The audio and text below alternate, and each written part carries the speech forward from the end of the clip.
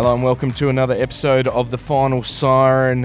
Straight after the game, it was a pretty disappointing result given the expectations on the players. Freo Dockers 6-9-45 defeated by the Carlton Blues 14-14, 98, 53-point deficit in front of 49,000 fans here at Optus Stadium. Mate, it's pretty gutting, to be honest. Yeah, look, it's not ideal, and post-game we try and find some positives to take out of that, and I guess that's probably one of the things we'll talk about is the byproduct of being a really young side is from time to time, if you're just off a little bit, it's going to catch you out big time, and I think Carlton came in hungry, and across the board really, They won pretty much most of the battles across the board, if we were to be honest. And one of the things I think, which you'll talk about in a second, is probably a standout from Sean Darcy is, although we were able to get the ascendancy in hit-outs, we just weren't able to take advantage in the clearances, and probably want to talk about that a little bit. Clearance is super disappointing, mate, because look, in the end, you go into a game, DeConey's not playing, Pignette's not playing. You've got the big Hodor, big Darcy, and you've got Luke Jackson, two really big, fantastic ruckmen, and you're not able to convert that into clearance dominance. And I think the thing is we've seen it in the past when Sandy was in the team and he was winning hit-outs, at least we'd win clearances, and you're able to take territory and things like that. But I mean, I thought we were smashed in clearances. I thought we were smashed in the forward line, smashed in the midfield, smashed in the back line. It was a comprehensive beating. The thing is as well, I think more than anything for fans and we're fans and things like that, is that we have expectations on the players and how they go about it, and it just really devastates you. Because in the end, we played finals last year, we see this growth, and essentially we've seen a little bit of a regression in some stances. And on that, just quickly, I think certainly and you don't really want to put up too many excuses, because a performance like that isn't something that you'd want to do that for. But I think to be mindful of some of those young guys that are really looking battered at this stage, that they've been in there for longer periods of time, and it just looked like they were, I think from the get-go, if I was to be fair, Duck, I think it looked like early on we were just off, just little things, and again, almost got that first clearance, but again, that almost hand touch in smother, the almost kick, and all these sorts of things. And it's interesting to note when you're off by just that fraction, and just you're second to the contest, and they just looked a little tired and so forth. And Carlton just really exposed us on the turnover, and their run and overlap was quite impressive to watch, to be honest. And ultimately, they were able to score better on turnover, and just the accumulation of possession, the dam had to break at some point. Yeah, and look, in the end, 17 blokes that have played less than 100 games out there.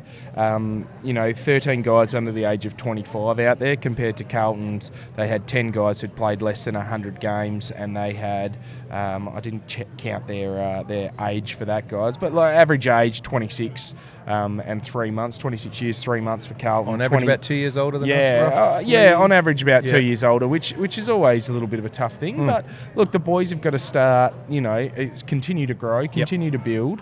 And I think, and losses like this just kind of have to go out the door a bit. You can't really, expect to win too many games when you have two goalless quarters.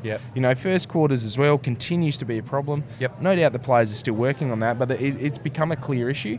And when we kick the first two goals of the second quarter, looks all right, we're going up and about, and then, again, they're able just to hold and then bounce back, and then the third quarter again, goalless quarter. So, it's a little bit of a tough summer there, and then, you just kind of, by the third quarter, the game's over. And it's just pretty much an arm wrestle after that. I know on the pod before I've spoken about the idea of a growth mindset, Duck, and I think one thing we really need to take out of a performance like this is, and I take what you say about, sometimes you just got to let this one go, but I think the growth mindset is understanding where you, particularly for the younger players, like where you went wrong, whether it be structurally, whether it be, how you're rolling up to the contest, or whether you take grass or whatever it is, and take it from the perspective of what what the role is for the team, and what each individual can do to make the team better, and have that growth mindset. So rather than,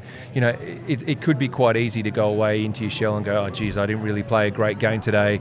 How does that affect me going forward? Rather than looking at how can I help the team in a better way in the next game, and that's the difference in growth mindset versus that individual mindset. So I'm really hoping that and one of the things we know about J-Lo is that he very much is about growth mindset. He's very much about growth in players and encouraging players to be the best version of themselves. So, keep encouraging these guys to be playing their best football, and what is their role for the team going forward? How can they improve on that? Because we know that this team is capable of great things on their day. Yeah. And it's all about the consistency. And I think that's where the frustration comes in from the fans, I think, is that, like leading up to the bye, win 4 on the trot, beat the last year's grand finalists, and then we've lost to Richmond, lost to GWS, beat Essendon, lost to Western Bulldogs, and lost to Carlton. All teams that are around us on the ladder as well. To lose the games at home as well, where we want to kind of build up a fortress. It's really tough, and to lose 4 out of your last 5 games. And like you said, I think it's a clear understanding of what's happening with the boys. They're getting to the back end of the season. A couple of them, it's their first, second, third big season at the club. So, it's just a matter of understanding where we're going wrong and also where we're going right when we have won those games. Looking back at the Melbourne game, looking back at at Sydney and Geelong, beating those 2 teams, and actually moving forward from there, because I think the team has that ability to play really high level football, and that's where the disappointment comes from, is that when you see someone be at their best when they're not, that's where you feel let down as fans, and I think that's a big thing. And when you and look, Carlton are on paper. I know you don't win games on paper, but Carlton are a bloody good side on paper. They've won 3 on the trot now. And they're a team that should have been pressing for that top 4, and they might be a smoky for the finals. So look, it's one of those ones where, it's just, in the end, it's a game where you've got to really, I don't know if you pick it apart and you kind of go, well, this is where we're going wrong and this is what we've got to improve, and these are unacceptable standards in certain circumstances, or do you just go, all right, let's move on to next week and let's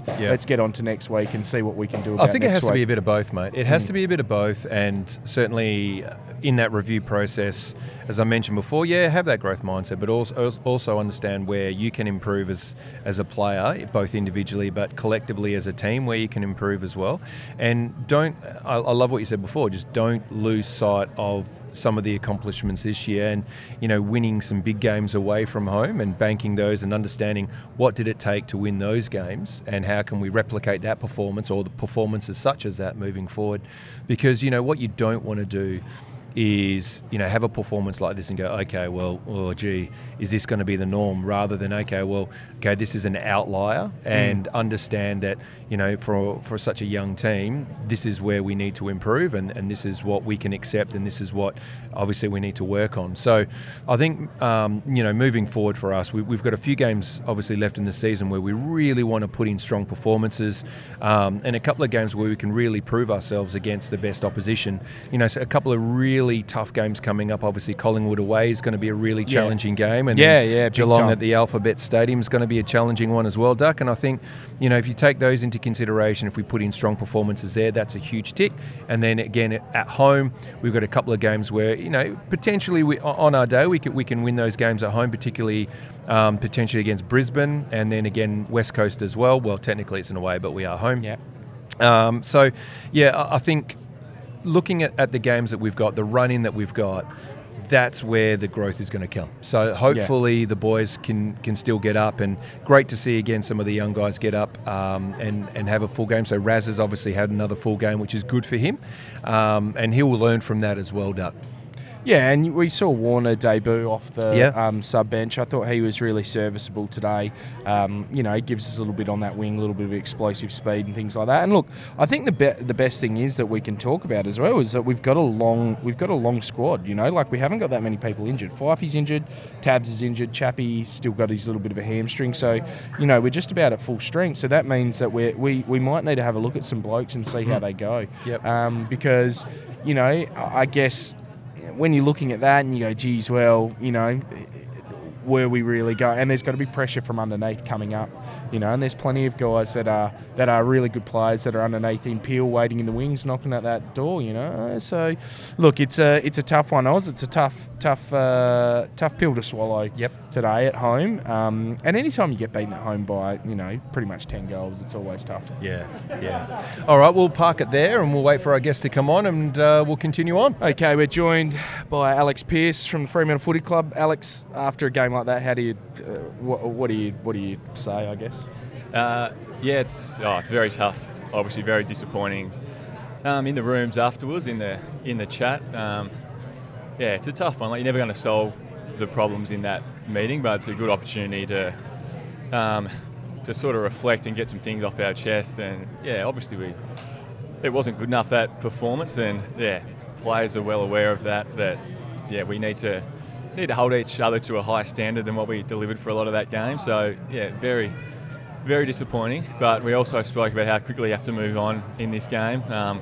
We can't be dwelling on that all week and let it affect us next week. So we'll do some soul searching this next 12 hours, I reckon, and tomorrow we regroup and we focus on Collingwood and the rest of the season. Cool. Look, just before you came on, mate, we talked about growth mindset and the idea of trying to get around the younger guys and keeping them positive. I guess obviously he's part of that leadership group and as captain as well. How do you maintain that growth mindset with the kids, and particularly because there's a lot of learning to happen and there's some bumps along the way, so how do you get around them and help them to get to where they need to be?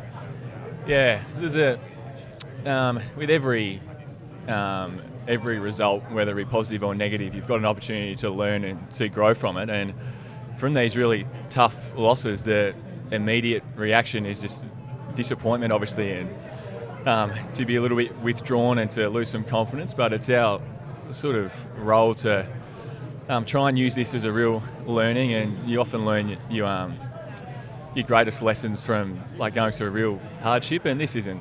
We need to put it in context as well. It's we've got a patch of form that we're not happy with and a game where we're not really happy with, but we need to be able to move on quick, and we can reflect on some performances through the year that were a little bit better, and we obviously can play at a higher level than what we're performing. So we need to remind guys of that, but also be quite hard on each other and create an environment where we're willing to take it, cop it on the chin, accept what happened, and then move forward. Yep. In terms of your leadership, mate, first year as the captain of the club, how have you found these challenges? It's great being the leader when things are going well, but when things aren't going well, what do you look for this? Do you lean on a Nat Fyfe? Do you ring up a David Mundy? Do you talk to Pav? Are there guys that you talk to or people within your circle that you talk to for this leadership? Yeah, it's an interesting one. Lucky to have such great mentors and friends who have been through similar experiences and great leaders. And after losses like this throughout the year, you hit with a lot of feedback from all areas. So you have to be able to take what's important and not be consumed by all the negativity that's going to come. And it'll rightly come from this performance, but we need to be able to take what's important and focus on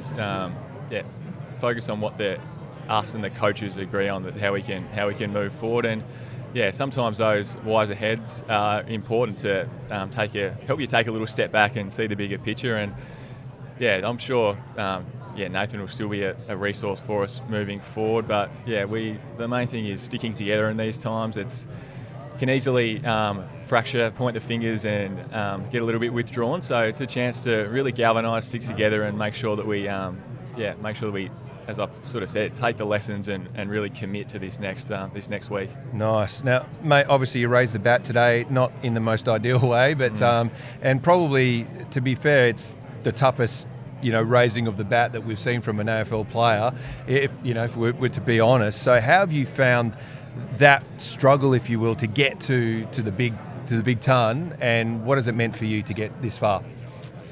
Yeah, it's a tough one. I've been asked that a little bit this week. I'm not one that is a great reflector and thinks about the milestone too much. It's in an industry in a position where each day there's a lot going on. You have to be able to move forward quite quickly. But yeah, I guess it's been really nice to have the support that I've had through this week from friends and family and teammates, ex-teammates, all those that have sort of shared this journey with me in a way, either helped me through sort of some of the tough periods with my body and injury, or just been an emotional support and ridden the roller coaster with me throughout it all. So it is nice to know that there's a lot of people on this journey with me, and I'm very proud to have a sort of a loving friendship group and support network around me. So sometimes you have to look back and appreciate what we do as a career, and it's not only the enjoyment and the fulfillment that I get, but what I can bring to those around me. So yeah, it's nice, and it's disappointing to go through this tonight and this result, but yeah, that was a nice, I guess, reminder of all the things that come along with being a footballer. Thanks for joining us, Alex. Very much appreciate you coming on. No worries. Thank you. Thanks, mate. Alrighty, guys, we'll wrap it up there. And again, it's a little bit of a tough one. Obviously, we've spoken about that so far. Great for Alex to come on the pod and have a yarn, given his 100 games. Yeah. And look, obviously not the most ideal way to raise the bat, but by the same token, an absolute achievement. Considering the adversity that he's overcome, and is the epitome of a leader at the club. So the boys are in good hands, mate. I think we couldn't ask for a better man to be leading the club right now. So, very much looking forward to what's ahead, and hopefully getting around the young guys, and as a club moving forward as well. Yeah, and on that note, we'll wrap it up. Remember, we're Purple Rain. We do a podcast every Monday and Thursday. If you want to give that a listen, just search Purple Rain on all the places you get podcasts. That's Rain, REIGN. Yeah. And we're at Purple Rain 95, Facebook, Twitter, Instagram, and Threads. Yes. Oz, we're on Threads, not that you know great. that. Nah. And at the Purple Rain 99 on TikTok. And if you want to get in our Gmail, at the Purple Rain 95 at gmail.com. Beautiful. Guys, remember to subscribe if you're watching this on YouTube. Hit the little like button for the Freo Dockers. And we might have something coming out in the next couple of weeks, hopefully. Oh, exciting times. All right, see you guys. See you later.